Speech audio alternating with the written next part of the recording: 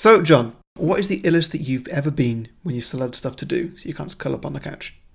Okay, well, it's probably not going to surprise you that this story involves a hangover. Okay. A hangover at work, is it? It is a hangover at work. Great. Yeah. Good story. Always a good time. When I was back in my student days. When you were what now?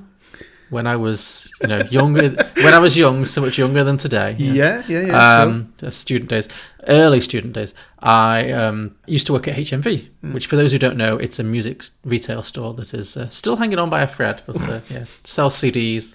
When was the last time you went into a HMV? I'm not sure if I ever have, to be honest. You've never been in a HMV? I might have once applied for a job when I first moved to Leeds. Yeah? Maybe. Well, we could have been called. Well, I would have been long left by then, but yeah. Yeah. Yeah, but it's a store that sells CDs, DVDs, all those things that people so need. Surely wipe this out, surely. They've had a few almost bankruptcies, but they mostly sell vinyls and posters these days, but they still have CDs and DVD sections. Anyway, I used to work there, and I loved it. It was a great job.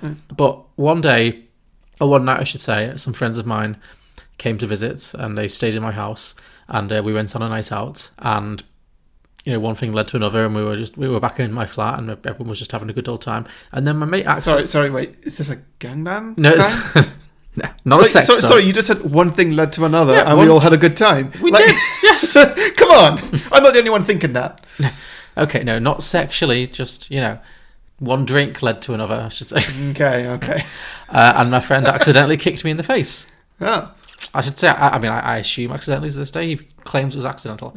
He kicked me in the face, and I bit my tongue. And I remember holding a towel to my mouth because my mouth was bleeding, and pulling it away, and the entire towel was just soaked in blood. I lost a lot of blood. Yeah, it was unpleasant. And then I went to sleep because I was quite tired from all the blood that I had lost through my tongue. Yeah, it sounds like you could have died. Yeah. Choked on your own blood sort of thing. Not a great time. Woke up the next day with 3 hours of sleep and had to go to work because I was I've got a shift. So my tongue had healed over at this point, or whatever. And so, but I had lost I would say at least half a pint of blood through my tongue. It was seriously a lot of blood. So imagine being incredibly hungover and also having less blood than a human being is supposed to have, and then having to do a full day of retail work. Wow, yeah. It was rough. Yeah. Apparently, I was literally falling asleep while serving customers. Who was on the radio that day?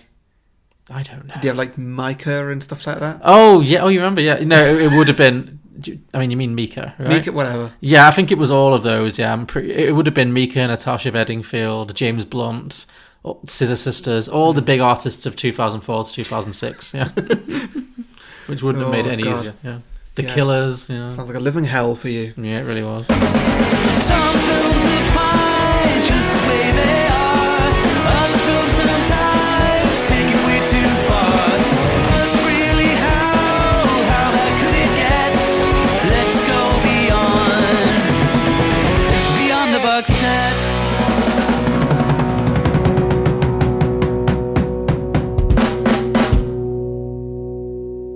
Welcome everybody to Beyond the Box Set, the podcast where today we are pitching prequels, sequels and spin-offs to Contagion.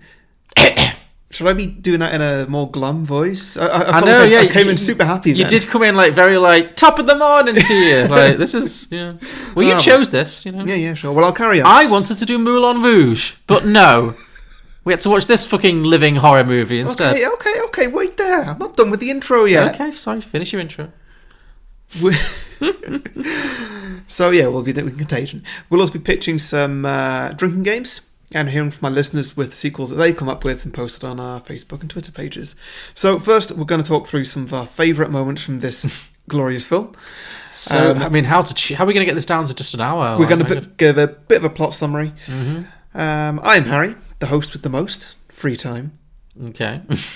And joining me as always, the co-host who, despite having to work from home, literally finished watching this film 5 minutes ago. I said I was sorry. Work from home doesn't mean work weekends, John. You still finish your job at 5. I would love for that to be true, Harry, but right now it just is not. Oh, shit hitting the fan with you. A little bit, yeah. Oh well, that sounds like a you problem. Anyway, so Contagion. Yeah, Contagion! Wow, you're really bigging this one up. Well, I don't know, it's either that or you go the other way. Let's do Contagion. True, yeah. What did you think of this film? Had you seen it before? No, I hadn't. Neither had I. Okay. This, I mean, the reason we chose it is obvious. yeah, It's become a documentary. yeah, yeah. This film is, as far as I'm aware, it's the most realistic version of this film. However, it's entirely bonkers. Yeah. The main question that I had while watching this film is this film good or is it just relevant? I kind of wish that I'd seen this before the coronavirus became a thing. Mm-hmm. Just because I probably have watched it then and, be quite scared. But I remember my sister watching it and being quite scared by it at the time when it was in cinema. But like now watching it, it's like, oh, this is completely unrealistic. It's weird, isn't it? Because it gets so much right. Yeah, it does. It gets loads right. It gets so much detail right. And I was really like, oh God, this film's going to be quite triggering. It's going to be quite obsessing. But actually, no. Yeah. It's just, if anything, the amount that it gets correct in terms of detail makes the stuff that it kind of exaggerates for movie purposes just seem even more egregious, if that makes sense. Yeah. I think that it all stems down to one thing, and that's that the disease they had in this was just more infectious and more deadly than coronavirus is. Yes. Because like in that one, if you get it, you will die in a few days. Yeah, like no matter what. Yeah, it was doom, yeah. Yeah, so, I don't know, that does let this one get a bit extreme. It wasn't so much that, it was just that there were elements of this film that were so accurate, and that I thought were done well. Yeah. But then there were other parts where I was surprised how much this film didn't move me. Like, I wasn't engaged by any of the characters, and I think it might be that there was too much going on. Yeah, there was kind of that, but... Because I'm so ready to be terrified by this film right now, if you know what I mean? Yeah, me too. Like, I really had to wait to get into the right mood to watch this. Yeah. And I had a backup of something to watch afterwards, just in case I needed it. What was your something else? It was going to be Picard. Oh, sure. Latest episode of... God, that's getting boring. It really is. Yeah. We'll take that offline, but yeah, I agree. Yeah, it just didn't have the characters that I wanted in it. No. I wanted something a bit more like... Oh, I can't think of the right example now, but... No, something like Independence Day. Sure, yeah. Like that one, it's got... Should Michael Bay have directed this? I feel like he probably already has in some form. Yeah. But yeah, like have an ensemble cast, which this one does, and have people having different stories, which this one does, and have them interlocking a little bit, which this one doesn't. And also, none of the stories in this are good. And nobody's good in this film. Some people are unbelievably bad. Yeah. Nobody's good. No, I think what it is, it does have that setup of like the classic 70s disaster movie, like the Towering Inferno, like Poseidon Adventure, where you've got a bunch... And I really like these kind of movies in theory, where you've got a bunch of big stars. Like there's so many stars in this movie. You've got Kate Winslet, you've got Jude Law, you've got Lawrence Fishburne, Marion Cotillard, you've got... Matt Damon, Gwyneth Paltrow for 5 minutes. You've got Bryan Cranston shows up. You know what I mean? This is star-packed, which is interesting. But you're right, the storylines don't really coalesce enough. No. So it means that everyone gets like 5 to 10 minutes of screen time, and none of them are developed enough that you actually care about what happens to them. Well, one thing I noticed about this, having to listen to it a second time because somebody didn't watch it in time, was that nobody has a scene that's longer than about 30 seconds. No, it jumps around too much. It doesn't dwell on anything. No, and so you can't really get into any character. It never gives Matt Damon an opportunity to show emotion. No. Like, whenever he gets bad news, like, oh yeah, so...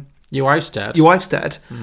We did everything we could, whatever, and these are all the things that you can do, blah, blah, blah. And then suddenly instantly cut away. It doesn't just linger there for like 5 seconds where you can just see him just like sob a little bit. No. Like, his son is utterly forgotten within seconds of him dying. Yeah, it's crazy. I mean, it's his stepson, but sure, yeah, but still. Fine. Yeah, okay, sure. Like, which again is completely... I mean, he lived with it. A detail is thrown out at you like an hour later in the film. Yeah. But yeah, he never mourns for his wife. No, not really. Well, he gets his little scene at the end when he's looking back at the photos of Gwyneth Paltrow. Yeah, it didn't do anything for me. It didn't hit me in the feels because I was like, well, I've not spent enough time with you, and you've not given me enough to feel like this. And also this film massively slut-shamed Gwyneth Paltrow in a way that was ridiculous. Yeah, like it could not have done more to make her the most hated character in the film. Like Gwyneth Paltrow is in this film for all of 5 minutes, and the first scene we see of her, we find out that she's cheating on her husband. Well, that's the only bad thing that she does. I guess, but I mean, they really lay it on thick. It's like, Yeah. hey, you just walked out of my hotel room without saying goodbye to me. Want to hook up again? It's like, You've not used this email address. It's secure. It's not like she's having an emotional affair. It seems like she's just a slut. This film wants us to think she's just a slut. I would never call any woman a slut in real life. What I'm saying is that's what this film wants us to think about her. It's like, it's okay. She's a slut, and also she's the reason all this happened. You know what I mean? Yeah. Not that it's her fault. The film doesn't make it seem like it's her fault, but ultimately she is patient zero or patient one. I guess the chef is patient zero. Maybe he was just a carrier. You don't know if he had it. I mean, the pig was patient zero. The bat was patient zero. The banana. The banana was patient zero. But Gwyneth was the way that they finished this film by showing how the disease gets started to humans or whatever. That was a whole load of nonsense. I mean, I felt it may be realistic, sure, but like, okay, so there's a banana and the bat's eating a banana, but then deforestation's a thing. The tree gets knocked over, so the bat goes and flies away. It poops on a pig, and the pig gets into a restaurant, and then the chef shakes her hand. All right. Yeah, it was contrived. It was a lot of things. I like the idea of it. I think the idea of showing you at the very end, because the film starts on day 2, which confused me immediately, but then I kind of came around to it. Like, the opening scenes has a subtitle, which is day 2. Yeah. And I was like, well, what was day 1? But then that's clearly deliberate. It's to show you that it's landing you in the middle of this scenario. Yeah. And then at the very end of it, it cuts back to day 1. It's like, well, this is how Gwyneth Paltrow got this disease. And yeah, in theory, I think that's actually really clever. But you're right, the way they actually did it was so heavy-handed. Yeah. It was just like, no. Yeah. And also, the film gave us no reason to care about Gwyneth Paltrow. Like, if she was just a nice lady who was travelling who got sick, that's okay. Like, why did she need to be a horrible human being? That's the thing with the problem I've got with this film, or problem number 23 I've got with this film, is that it's way too detailed. It's so overly detailed, it's making it feel like it's based on a true story. Yeah, you're right. It's like they need to get all this information in, but you're making this up, it's fine. So, like, why does she need to be cheating on her boyfriend or husband? Like, why is that important? It's not important. You can write that out, and the film doesn't change. It makes no difference. It makes a better film. It honestly feels like somebody needed to say, because then she's just anybody. She's relatable. Yeah. You know what I think it is? This is my pet theory on this, is that in 2011, that was about the time, I think, when Gwyneth Paltrow started to go from being like a famous lady who'd been in films and won an Oscar, like who people were like, oh, she's quite, who people liked, to being kind of a hate figure. Like, she really went through a phase where people just fucking hated her, like, fairly or unfairly, because she did all, like, that website she has, Goop, where she sells stupid hippie shit. Like, I think this film came out about the time when, like, the media decided that Gwyneth Paltrow was just somebody everyone hated. And I think this film is, like, playing into that a little bit by making, come to watch this film and watch Gwyneth Paltrow, this person that you that's so overexposed that you're so sick of, now you can watch her die. Yeah. It'd be like, if this film was made today, that character would be played by Jennifer Lawrence. You know what I mean? Like, this person who's been through the whole celebrity, like, won an Oscar too young, then started cute, then got annoying, and then, the whole way they just chew women out and spit them out. Yeah. Basically, that was where Gwyneth Paltrow was at, and I feel like this film felt the need to make her hateful.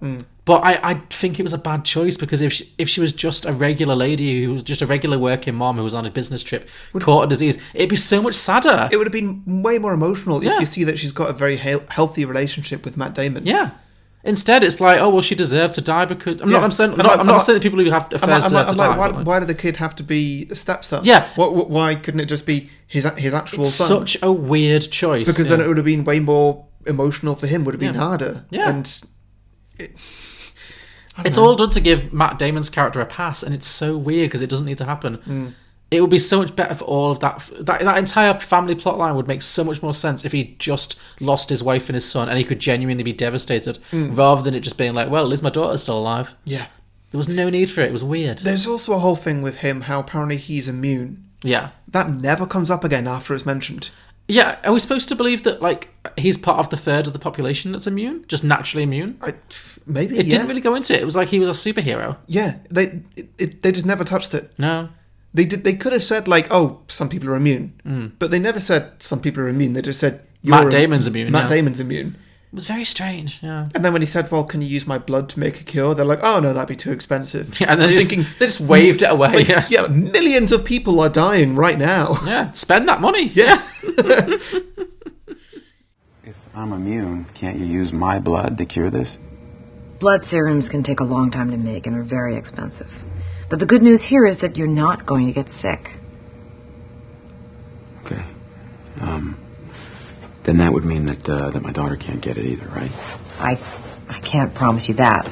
But isn't that something that she would inherit from me? Well, half her immune system came from you, but the other half came from her mother. Yeah. Yeah. One thing that I thought was, so you remember the woman at the end who discovers the vaccine? Now we'll Jennifer Ely, yeah. Yeah, now we'll get to this, but Yeah, I know what you... Yeah, okay. so her way of discovering it, in fact, no, we'll get to it right now. Her way of discovering it is bollocks. Yeah. So she just seems to pick a vaccine seemingly at random out of the ones that they've already tested on monkeys that have all failed. Yeah. She picks number 57, which is the highest number, so I guess it's the latest one. Sure. But they've done 57 tests, which firstly doesn't seem like very many. No. And she just injects herself and then goes to the hospital to go and see her dad. To kiss his sweaty fever forehead on the... Yeah, and so she's like, okay, well, this is going to save me, and, remember that scientist you told me about when I was a child? That worked for them, and so this is going to work for me. And his dad's like, oh, you're going to win a Nobel Prize for this. Firstly, I don't think they give Nobel Prizes to people who practice science that badly. You don't inject yourself. No. It's just not a thing. It was weird. You would never be hired by a lab again. No. If you did that. Just because you got lucky and it worked. Yeah. Yeah, that's it. But also, the thing that I was thinking that would have made this film a bit better... Sure. ...is if her dad was the guy at the start who managed to grow the cells. Oh, Elliot Gould, yes. Yeah, the guy who That would have made more sense. The guy who was yes. in Friends is Yeah, Jack yeah, Gallagher. Elliot Gould, yeah. Married to Barbara Streisand? Or Really? was married to Barbara Streisand, yeah. Not anymore, actually, but he was, yeah. Yeah, like if her dad was him, Yeah. then that would would just make be... so much more sense, because then when Yeah. he's in the hospital bed sweating and dying, and she's like, I'm going to kiss you on your sweaty ass forehead. Yeah, because it means something, yeah. Because like she said, oh, and you stayed in your lab helping people when everybody else gave Yes! up and finished. And that would have really worked to be Elliot Gould, was it? Elliot Gould, yeah. Yeah. You're right, that is so weird, because he just never comes back. No. So, you're right, that is such It an just- easy win. Just like, yeah, that could be his... Yeah, sure, why not? Yeah. Like, this film goes into too much detail. It can make it simpler and just make more people It related. really needed to streamline its characters a little bit. Yeah. Definitely. What was going on with Marion Cotillard? And what's his face from Skyscraper? Oh, was that who it was? Yeah. Yeah, this was the weirdest plotline for me, because the rest of the film feels like it's mostly trying to stay in the realms of, like, science and, showing you actually how this might happen. And then her one was doing that too for the first half, and then she gets kidnapped, and I was like, oh, why? Yeah. And then she just disappears from the movie. Yeah. Very strange. Yeah. She goes, she teaches English to this She just- village somewhere in Asia. It's like she just accepts it, and she's like, okay, I've been kidnapped, but, fine. Yeah. That was... I didn't understand the point of that plot. You could have lifted her entirely out of this movie. Yeah. Like, entirely. She has no impact on the movie that is of any relevance to anyone else. The bit of the point that they were trying to make was that, okay, yeah, these health professionals, they will get kidnapped in times like this, and... Is there any proof of that, though? Oh, no, I'm just Paraphrasing the I'm movie, just sure, paraphrasing, yeah. And in that case, people are probably going to be demanding the medicine, so we just give them placebos. Yeah. That's an what, interesting... That's what that was. Yeah, that's an interesting, concept, and Yeah. is probably not far removed from the truth. But this film didn't feel like it was interested in politics. No. We never meet the president. No. We never meet any of the higher-ups. We only meet, the most high-authority figure is either Lawrence Fishburne or Bryan Cranston, who I couldn't figure out entirely what his role was, but I think it was, something to do with... Was he a governor or a senator? Or I have no sometimes idea. he just looked like a police officer. He was wearing he was wearing It could have been an army general, but why was he doing the bingo at the end? Yeah, I have no idea who he was supposed to be, but I gathered he was in some position of authority. Yeah. But yeah, it was very strange that they didn't really get into the really hard decision making about, when they introduced the lottery system for the vaccine, they don't show you anyone making that decision. It's just like, well, this is the decision that's been made. Yeah. It's just strange. Yeah. Yeah, and Marion Cotillard it's a shame, her character was just completely wasted, really. She didn't get anything to do. She just gets kidnapped halfway through the film, then she disappears, and then she comes back at the end. Briefly. Yeah. Strange. Yeah. Also, awful wig. Awful wig they put her in. Yeah. Okay, well, speaking of prosthetics, I guess. Yeah. Uh-huh. Jude Law's tooth. Yeah, I never noticed that Jude Law had bad teeth before, so is it just this I don't film? think he does. But what character choice I'm is pretty that? sure he does a lot of smiling in The Holiday, and we watched that recently. Sure, no, he does have $1 million smile, yeah. So Yeah. was it a choice? I don't. Do you think it was his choice or the movie's choice? I feel like know. he does make a lot of choices. In this, yeah. You know what I mean? Like as an actor, he always has like an idea. You know, like how in Dom Hemingway, how he's just randomly fat, or in what other weird stuff? Or in AI, he's got like crazy. He's doing crazy ballet all the time. I think just Jude Law is one of those actors like, well, for this film, I'm going to do this, and it's like, well, we just kind of wanted you. Yeah. But he's just like, no, I'm going to be Australian with bad teeth. Yeah. Like, yeah. I didn't know why. It It was completely unnecessary because even if he was English, you know, which is his fine, yeah. That's an His accent comfort zone, he yeah. can do. That still makes him a foreigner in the US. Yes. But that also doesn't matter. It doesn't matter who he is, where he's from. I don't know if he's based on some kind of blogger. Mm-hmm. But he's both the best and the worst thing about this film. yeah, he's the most interesting. He is, and again, it's weird. Like there is an absolute grain of truth in that. Like especially now, if you look at the world today as opposed to the world when this film came out, it is a little bit prophetic. There are lots of like blogger type people who have way too much influence. I can definitely see how that character of the alt-right blogger is influencing people far more than is healthy. You know what I mean? Would be interesting if not for the fact that this film plays it so heavy-handedly. This one thing I really noticed, and I think I mentioned this to you while I was watching it, is that this film really feels like it was written by middle-aged men. Yeah. When anything modern in this film, anything about like the internet or social media, this film is so old man shouting at cloud about it. Like it really, it's just ridiculous. Like there's so many scenes where Jude Law's character just gets like shouted down by people like, blogging's not journalism. It's just punctuation. Yeah. I don't know. There were so many lines like that. It was just like, there's so much you can criticize about these kind of people, the kind of people he's representing, but this film is just, it doesn't understand what it's trying to criticize, and it just takes away the credibility so much. What was the name of his blog again, or his YouTube channel? It was something Truth Serum Now. Truth Serum Now. I mean, come on, come on. It was ridiculous. Yeah. Shows novel characteristics and appears to be chimeric in origin. Virus is 15 to 19 kilobases in length and containing 6 to 10 genes. Typical of a paramyxa virus, Godzilla, potentially King a Kong, mutant on... and Frankenstein, all in one. Hold on, shit, I'll call you back. And you've got it in there, haven't you? Oh, really? Look, Where did it get come away from here, Military, Alan. You're not a industrial, doctor and you're genetically not a modified writer. organism. Yes, I am a writer. Yes, I am. Blogging is not writing. It's graffiti with punctuation. I am a journalist, and there's informed discussion on the blogosphere that this is a biological weapon. If you want to talk to me, call my office and make an appointment. Yeah, this film got a fair few things right. Yeah. Like It probably got more right than wrong, but it just wasn't think so, very yeah. engaging. I think that just what it got right, Lawrence Fishburne saying, yes, you need to wash your hands, keep some distance apart and social isolation and stuff like that. Yeah, there was a lot of stuff where you're just like, oh wow, this is so... Oh, I mean, obviously the reason that is that clearly, to their benefits, the writer-director of this film spoke to medical professionals. They would have been like, well, what will happen if there is an outbreak of this level? And they told people what it would be. And it would be like, don't touch your hands, which we hear all the time now. It would be...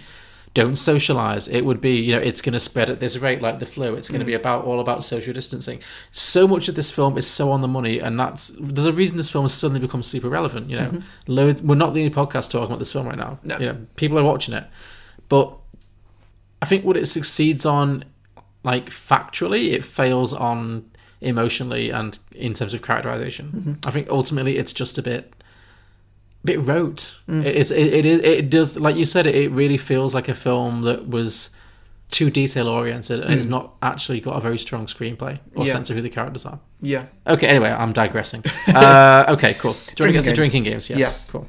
Okay, so first up, drink whenever somebody coughs. Drink for coughing, yeah. I think Kate Winslet coughing is going to haunt my nightmares for a while now. She was the most upset. Well, I wasn't upset, but she was the most disappointed I was when she passed away. Yeah, it's only because she's Kate Winslet, though. Yeah, I was like, you survived the disaster. You literally survived the Titanic. That's your role. Yeah. Kate Winslet doesn't die halfway through the movie, except in this one she does. Sorry. No, I agree. Okay, drink for cough. I mean, the film opens with a cough. That's a good actual drinking game for this film. Similarly, drink for touching. Okay, yeah. In which I don't mean just like when people touch people. I mean When like people touch things this film or- I will say this film does a really good job of getting that across without making it really heavy-handed. Yeah, it really does. Like I thought it might do a thing of like you'd see like green, CGI green germs or something, like something really over the top. But it makes you notice it just because you know what kind of movie you're watching. Yeah, it just kind of lingers on door handles. Just a a second, little bit, yeah. It's really well done, especially the first few scenes of the film, like when Gwyneth Paltrow hands her credit card over. I mean, probably because right now we're so hyper aware of that. Yeah, I think so. But definitely, it's filmed in an era pre-contactless, so they're able to do that where like she coughs, she holds her card, she hands it to a bar staff. The bar staff takes it to the till, he holds it, he presses the button, and then the other guy touches the same button. It's like it really does a fantastic job of expressing how germs can travel. So yeah. Did you also get really annoyed by the guy in the queue who's one point behind Matt Damon? And this is a queue where literally everybody is wearing a gas mask. Yeah. For some reason, apart from Matt Damon and... He's invincible. Okay, that's fair. And then this guy behind, who just does an open mouth cough. Matt Damon says, "Could you cover your mouth, please?" And the guy just says, "Oh, fuck off." Or something like that. I was like, mate, can you not see what the situation is right now? You're all queuing up for drugs because you're all scared you're about to die because you're all coughing on each other. Well, my second drinking game was actually for open mouth coughs. Great. Because there that are happens a lot of them. There's so much, yeah. And I know they had to like get that across, but it's like at the point when the whole world realizes it's a pandemic. Like, there's that woman who's Jude Law's girlfriend, maybe. Is it the same woman or is it a different woman who Matt Damon and his daughter run into at the shop after the riot happens? And she literally walks up to him and just kind of goes, "Help me!" Yeah. And it's like, cover your mouth, love. Like, why would nobody would go up to someone and cough in their faces and expect to be helped? That just wouldn't happen. No. It was stupid. Anyway, drink whenever a scientist goes rogue.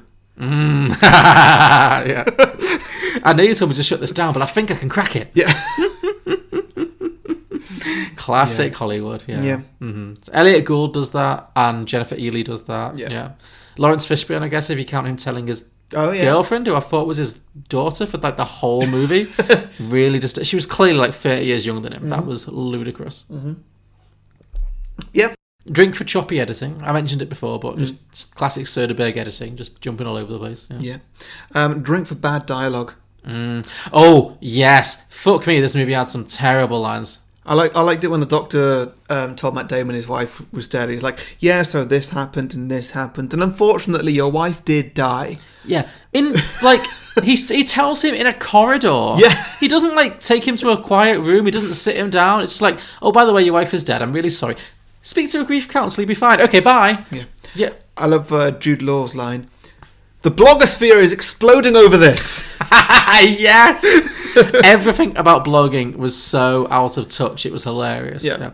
I liked how Jude Law was constantly meeting that like shady business guy who eventually dobs him in just a rainy park in a parka. Yeah. But okay, my worst line of dialogue is, I think, when the two scientists are like they soar off the top of Gwyneth Paltrow's head, which I was not prepared for. Yeah. That was when I was like, okay, this movie is just a big fuck you to Gwyneth Paltrow. Yeah. Like, there's an element of this movie that is just like really leaning into the fact that people dislike Gwyneth Paltrow. But then they saw off the top of her head and they peel back her face. And it's so weird.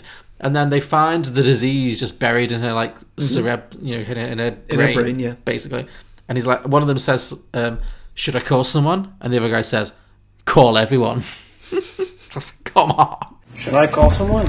Call everyone. I liked it when the daughter said, "Why can't I invent a shot that prevents time from passing?" Yes. Oh my god. That was a fun one. Okay, drink for every shot of the daughter texting her wet boyfriend with stupid teen speak that was obviously written by 40-year-olds. Do you think he would have been Timothée Chalamet if it was today? Oh, he was 100% like pre-Chalamet. I really picked up on that too. Yeah. Like, yeah, all the text messages where it's like, so her mom is dead, or her stepmom is dead? Her stepmom. I think it's her stepmom. Okay, fair enough. She's sat in the funeral parlour with her grandma and her dad, who's just lost his wife and his stepson. Yeah. And her boyfriend's like, "How are things going, babe?" or whatever. Yeah. And she just texts back, "Sad face smiley." Yeah. It's like, come on. I think my favourite line of dialogue in this was, It's figuring us out faster than we're figuring it out. Well, it doesn't have anything better to do. Oh dear. Who said that? Lawrence Fishburne Of to course, somebody. Yeah. There was a lot of really bad... The screenplay of this film was not good. Yeah. Like, for as much as it got right, it was so cheesy. Any more? Drinking games? I think I'm done. Okay, well, I've got one more, Okay. which is drink whenever medical experts clearly don't understand what scientists are saying. I've got 2 examples. Go for it. We can't even grow it. And then the experts say, but have you developed a vaccine yet? Like, no, they can't grow it. Like, no. They're telling you something no, so that probably means they haven't got the final product you're asking them for. Yeah. And then following up from that, do we have a vaccine? No. Can we put a vaccine in the water supply? Well, no, of course not.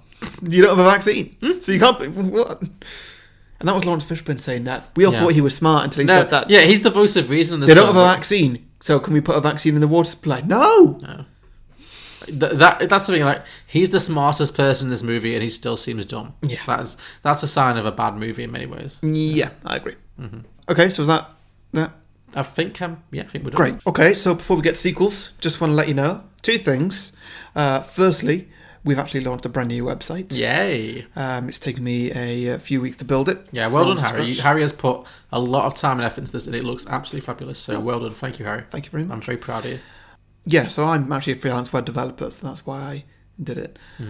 Built it from scratch, by the way. But the thing that you might care about on it is, because most people don't care about websites or how it looks or whatever, we've added quizzes to it. Pub quizzes, yeah. Because me and John, we do a pub quiz at the end of every month in our local pub. We've been doing it for nearly 2 years now. Yeah.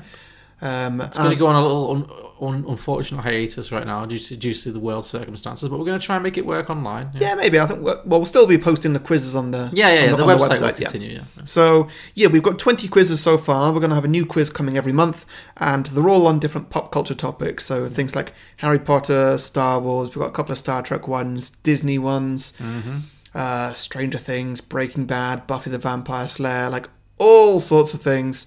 We've done most things, but not all of them. Yeah. There's still plenty left to get at.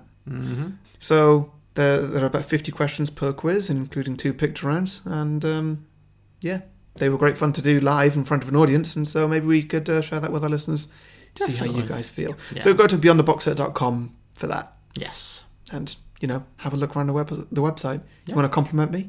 Well, I'm at Harry Chap on Twitter. So yes, because you're so active on Twitter. I will be if there's compliments coming in. Okay. Fair enough. That's what's kept you off so far, just the dearth of compliments. And secondly, as I always say, if you do enjoy this podcast and you think that me and John are, worth your time to listen to, maybe we are also worth a little £1 or 2. It's a little bit of money, yeah. Yeah. So if you do feel that way, then please go to patreon.com/beyondtheboxset. And you can support us for as much or as little as you think we're worth. If you do that, you get a few bonus features, like a bonus show where we do film reviews. We've been doing cinema reviews up until now, but we're going to adapt and we're going to do things that are on streaming. We'll try and stick to new releases where we can, but I don't think that's always going to be possible. So we're going to be doing some old classics. I was going to say, in the interest of getting people through the door, because we can't go to the cinema anymore, we'll watch anything. Yeah. Literally anything. If you want to support us on Patreon for £2 or more, we'll review it. Put some money down. You can make us watch literally within reason, if it's legal. I'm not watching none of that 2 girls 1 cup whatever it is shit. I'm not watching anything about blue waffles. But generally speaking, blue waffles. Google it. But not in front of me. Oh no, this one. Yeah, but no. Legitimate cinema, or even like TV shows, we'll only watch 1 episode. We're not going to commit to watching a whole series for it, unless you pay a lot of money. Yeah, we'll watch anything and dedicate a podcast to it if you want us to over the next few months. So these are bonus episodes. We're just reviewing. We're not going to pitch sequels to. Well, maybe we'll give it a little go.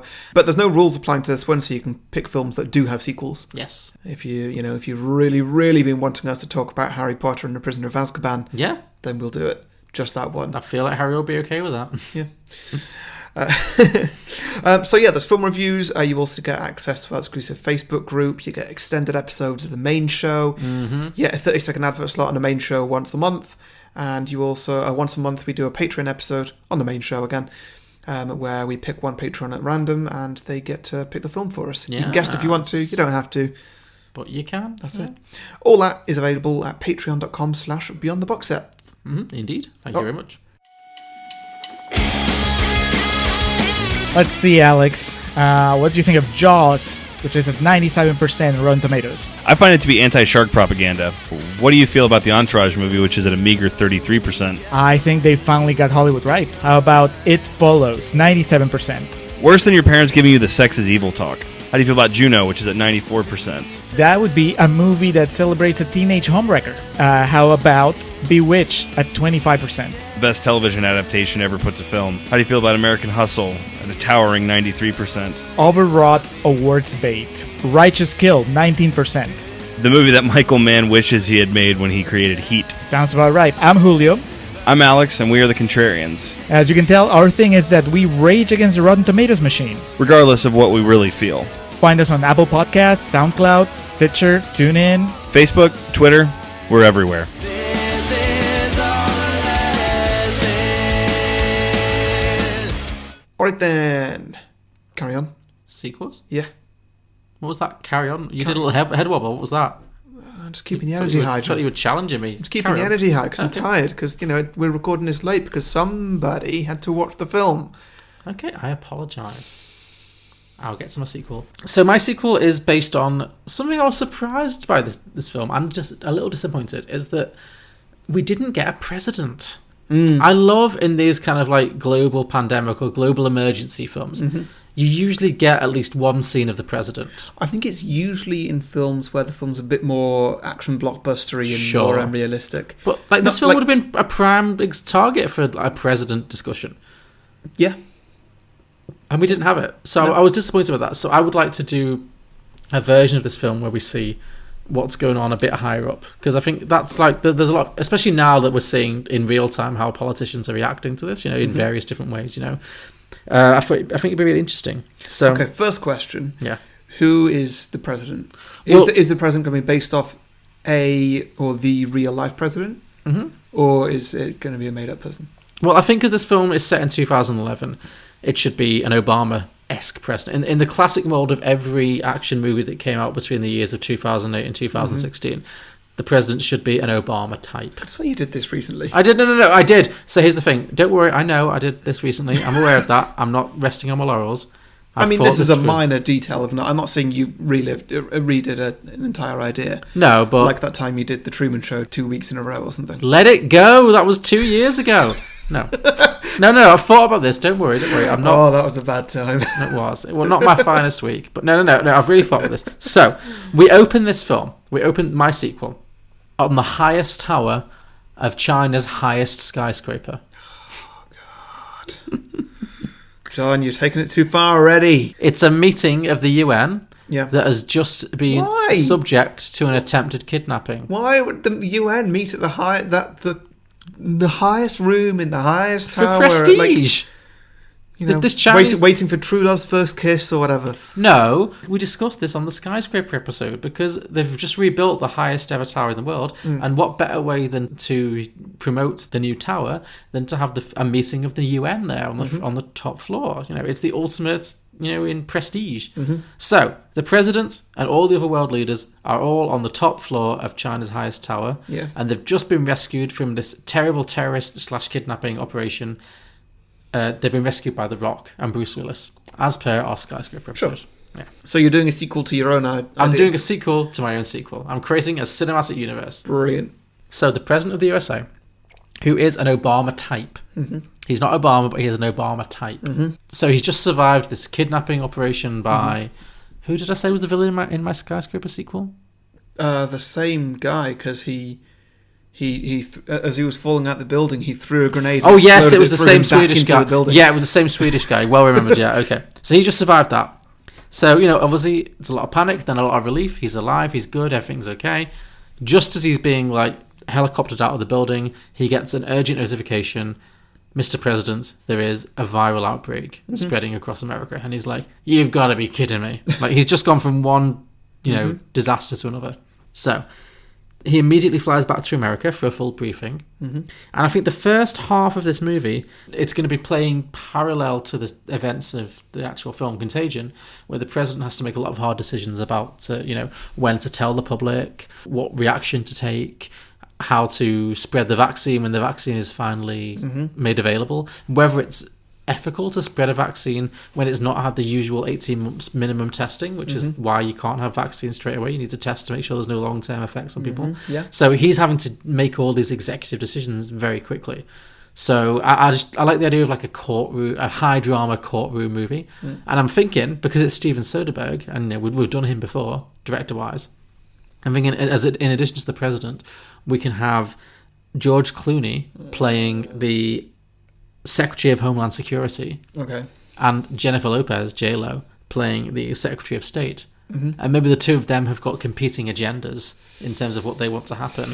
And they're both petitioning the president to follow their line of thinking, their strategy. And they're completely at loggerheads, but they're also kind of attracted to each other. Oh, dear. So it's like, it sounds awful. There's just this undercurrent of... Still sounds better than this, though. Yeah. I think in the grand tradition of J-Lo playing unrealistically sexy career types, J-Lo as unrealistically sexy Secretary of State, I'm here for that. Yeah. I like that. Flirting with George Clooney as unrealistically sexy Head of Homeland Security. So would you put this in your idea for Out of Sight as well? Where you did your J-Lo box set. This is definitely part of the J-Lo cinematic universe too, yeah. That was a weak idea. Look, I did what I had to do. So that's going to be the first half of this movie. It's going to be the president of the United States having to make all of these hard decisions. Based on, kind of real decisions we have to make. The second half of the movie is going to be an actual sequel to Contagion, which is going to be when they do finally find the vaccine, which obviously we see being developed in the original film by Jennifer Reilly, and it goes around the world. And obviously that's a whole very controversial thing in terms of how they decide who gets it and when with the lottery system, which a lot of people are going to have problems with. But ultimately it does work and it quells the virus and things generally die down. But now what we're seeing, which is obviously in line with what is going to be a problem for us in the next year or so, if not more, is that the fact that the entire world got hit by this massive epidemic that killed millions of people in the space of a short amount of time, forced massive shutdowns around the world, is that what follows that is a massive global recession. So suddenly this president is having to deal with the fact that he's steered his country through the worst health crisis that's been seen since the Second World War. Now suddenly his country is, as is the rest of the world, is hugely in debt. Yeah. Unemployment is skyrocketed, and the entire world is facing a massive global recession. And how is he going to deal with that?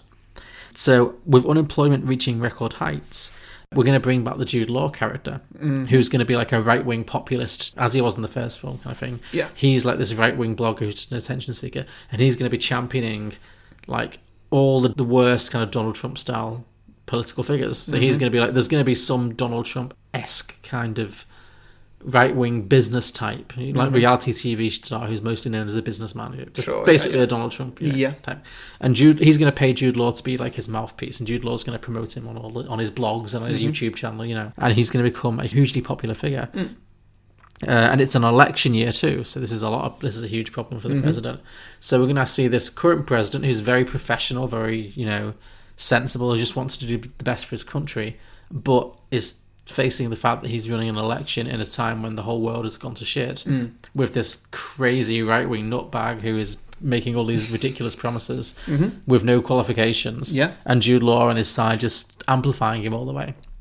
So it's definitely going to be like a satire on what's currently going on in the world, really. Yeah, so this right-wing figure, he's promising to like close the borders and reduce taxes and revitalise the economy and make America great again, ultimately. So, yeah, sure, it makes sense. Yeah, and so the most of this film is going to be the current president versus this new like right-wing figure fighting the election to try and get re-elected to the American people, trying to like work his way through an election season, while J-Lo and George Clooney just make googly eyes at each other, to try and win the election. And ultimately the film's going to end on like a kind of, what's the word, like a nail biter. A cliffhanger. A cliffhanger, that's the word. Thank you, Harry. A cliffhanger. The movie's going to end on a cliffhanger where we figure out whether the president has won another term or whether this crazy Donald Trump figure has actually won the country. Okay, yeah. And led the world into a whole world of uncertainty. Yeah, no, I like it. Have you got a name for it? That is Contagion 2. Election year.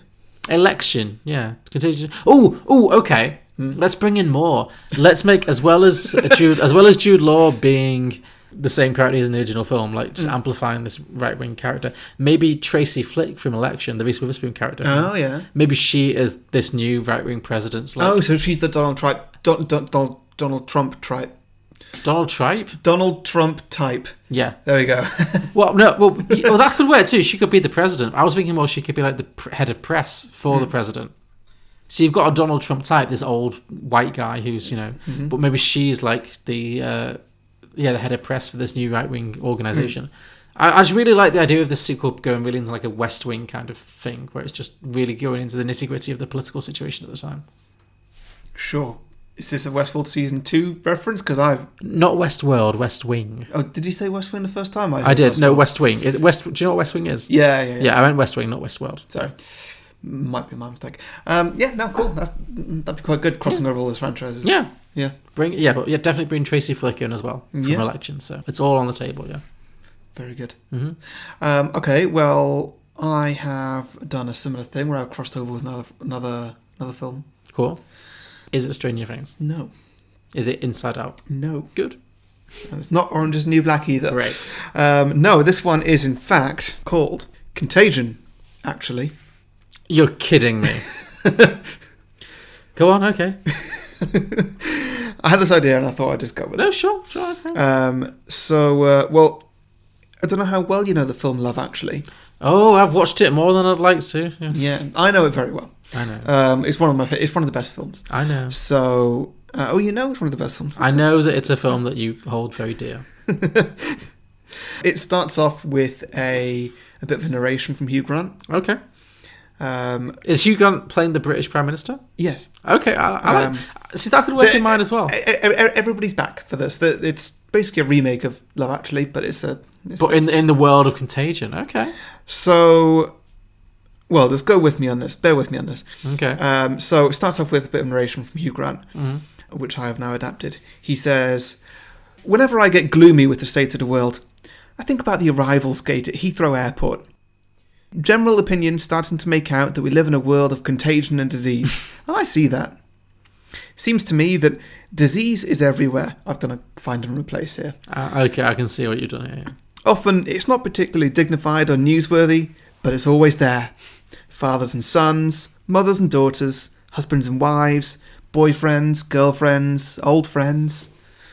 When the planes hit the Twin Towers..." This is legit. I remember that. This is one of the... I think that was the first time I was like, oh, God, when I was watching Love Actually. But yeah. "When the planes hit the Twin Towers, as far as I know, none of the people on board tried to stop the terrorists. They all queued 1 metre apart to go and wash their hands." Oh, my God. Continue. "If you look for it, I've got a sneaky feeling that you'll find that contagion actually is all around." Wow, okay. Yeah. Where are you going from here? Okay, so now we start off with a Bill Nye music video. Contagion is all around. Yeah, I guess. I feel it in my fingers. Oh, wow, this song's got a lot darker suddenly. And so... Yeah, Bill Nye's music. So is he... so he's had his Christmas number one with Lovers All Around, or Christmas is All Around. Now he's recording another version for coronavirus awareness, which is Contagion is All Around Me. I guess, yeah. Sure, okay. Yeah.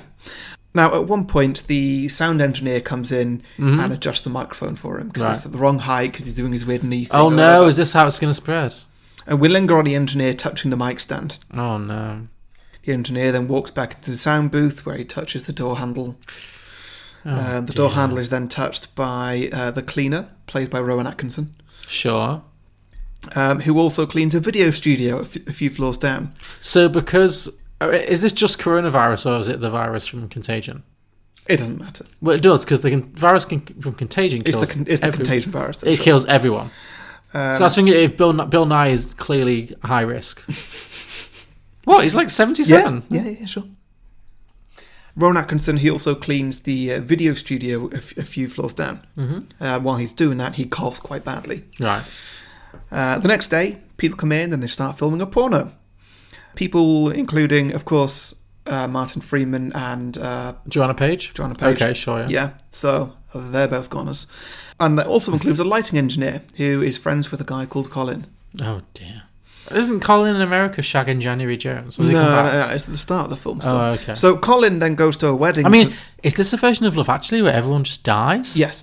Wow. So Colin then goes to a wedding for some reason that I never quite worked out. No, yes. And briefly chews the canapé before returning it to a tray and then insulting the caterer.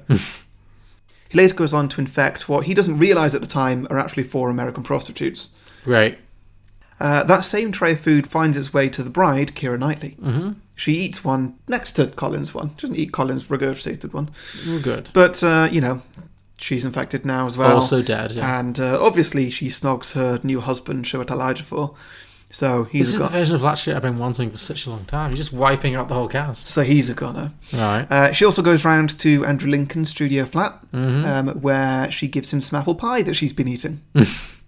Again, this is... stuff that happened, yeah.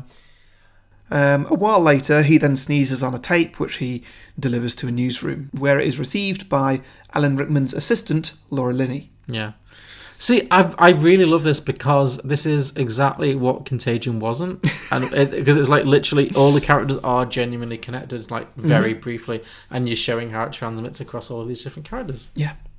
So Laura, of course, infects Alan Rickman at some point because they have a weird relationship, along with her mentally unwell brother and a hot guy who she fails to have sex with. Oh, yeah, sure. Alan Rickman, he goes home and he infects his wife and kids. Not Emma Thompson. Yeah, she's gone. And while shopping, he buys a necklace, which he infects, with plenty of disease before giving to a super inappropriate employee. He's the Gwyneth Paltrow character then. He's the unfaithful one who's spreading it beyond its means. Yeah. Okay. His super inappropriate employee then infects her front doorknob, so that when the Prime Minister Hugh Grant comes knocking for some fat lovin', he gets infected too. Was she living with Martine McCutcheon? No, but Hugh Grant does come and knock on everyone's doors. Just everyone's door while looking for her. Yeah. Okay. Remember, he knocks on literally every door in London at one True. point. Okay. Right. Yeah. And you describe that as him looking for some fat loving. Mm-hmm. Okay. He later infects his big booty call on over-the-top primary school play. Yeah. Because kids are pretty unhygienic, the drummer gets infected, and he does the worst thing possible. He breaks past airport security and snogs the girl right before she gets on an international flight, infecting not just her, but everybody on that flight who's going to various different parts in America. Is this just like the prologue?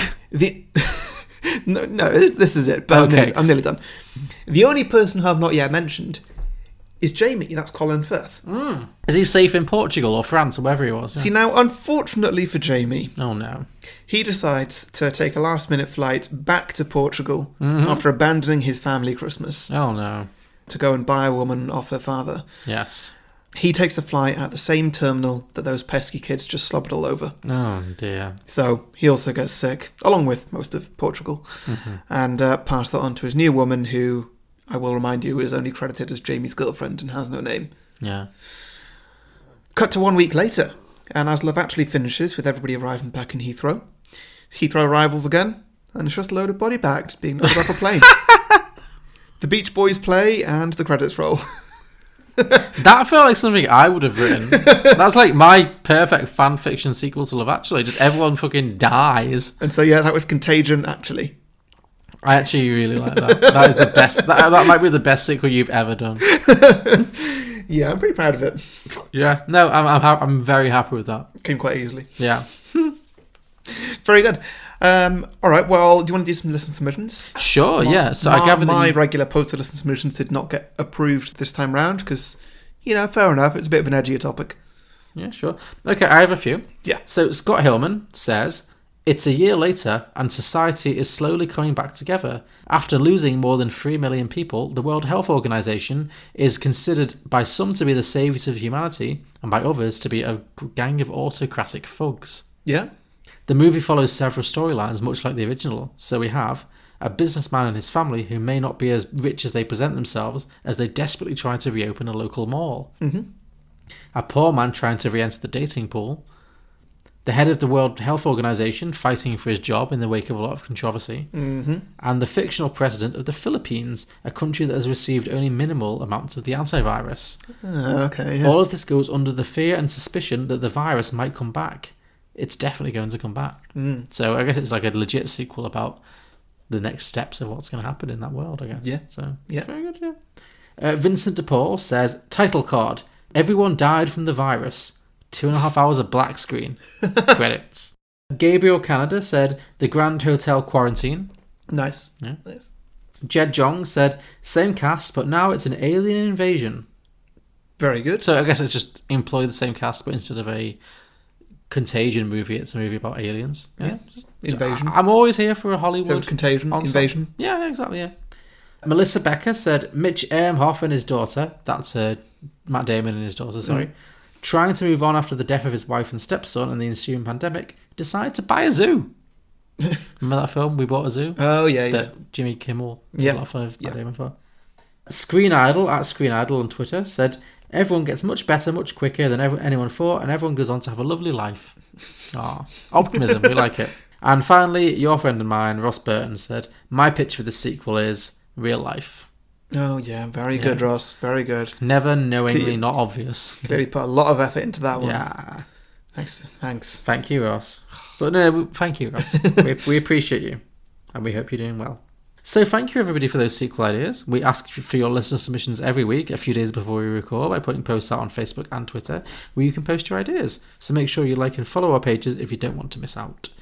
To listen to more episodes of Beyond the Box Set, you can subscribe and browse our back catalogue on any podcasting platform, including iTunes, Spotify, Google Play, and many others, all of which you can leave us a 5-star review if you so wish. It really helps us out. Or you can also subscribe to our Patreon, which is exclusively for the people who would rate us 5 stars or more if they could. And don't forget, pub quizzes. Go to beyondtheboxset.com. Yes, beyondtheboxset.com to try out all of our latest pub quizzes. 20 quizzes there, 50 questions each. That's 1,000 questions, Yeah. and then is it over 1,000? It's not. It's exactly 1,000. Exactly. It's going to go over 1,000 soon. Yeah. It's a great way to kill your time while you are, stuck in lockdown. We're all bored. Let's play some pub quizzes. Yeah, so you can beat the high scores. Indeed. So all of that information is on beyondtheboxset.com or in the info box below if you are looking at this on the internet right now. I had to wing that, but I think I did it quite well. You used a lot of words that you didn't need to. I know, yeah. But anyway, Harry, next week. It's my pick next. Sure. You've just made us watch Contagion, which was... yeah, sorry. I feel like I really have made you watch it. You really did. And to be fair, I thought this film would be like genuinely upsetting in the current scenario, and it actually kind of wasn't. It was just kind of stupid. I think I'm glad I've seen it now. Yeah, but I thought... I feel like as... I hate the term, but as a film buff... Yeah. And especially in this situation, I should have seen this. No, you're right. As an educational piece, that's fine. So I'm just going to continue this thread for a little while. I don't know how far we're going to go with this, but we've watched Contagion, so I feel like the obvious next step is to watch a little film called Outbreak. Okay. Yeah. So listeners, I'm really sorry if we're entering a triggering phase. We'll see how long this might not last too long, but for now we're going to. Hey, let's not make it last too long. Let's go on to something else afterwards. Yeah, we're going to get to Happy Affair, but next week we're going to do Outbreak, and then we'll reevaluate from there. But hey, we've got over 150 previous episodes. Indeed, listen to our Mario Brothers episode. Listen to our Birdcage episode. We've done a lot of fun stuff. Yeah. Yeah, listen to our Love Actually episode. Sure, that's a good one. Yeah. Yeah. Or just listen to our Outbreak episode next week. Yes. Yeah. Cool. Great. See you then. See you then. Thanks a lot. Bye.